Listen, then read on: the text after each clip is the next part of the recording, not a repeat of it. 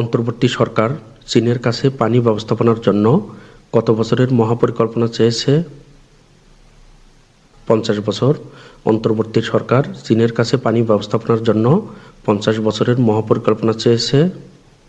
সম্প্রতি চীন বিশ্ব বাণিজ্য সংস্থায় কোন দেশের বিরুদ্ধে মামলা করেছে?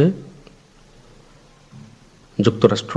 সম্প্রতি চীন বিশ্ব বাণিজ্য সংস্থায় যুক্তরাষ্ট্রের বিরুদ্ধে মামলা করেছে। কক্সবাজার আশ্রয় নেওয়া তালিকাভুক্ত রোহিঙ্গার সংখ্যা কত? 8 লাখ। কক্সবাজার আশ্রয় নেওয়া তালিকাভুক্ত রোহিঙ্গার সংখ্যা 8 লাখ।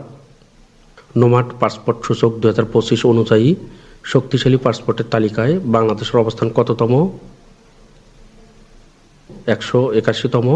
নোমাড পাসপোর্ট সূচক 2025 অনুযায়ী শক্তিশালী পাসপোর্টের তালিকায় বাংলাদেশের অবস্থান 181তম।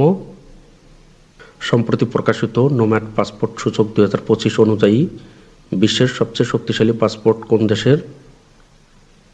আয়ারল্যান্ড। সম্প্রতি প্রকাশিত নোম্যাড পাসপোর্ট সূচক 2025 অনুযায়ী বিশ্বের সবচেয়ে শক্তিশালী পাসপোর্ট আয়ারল্যান্ডের।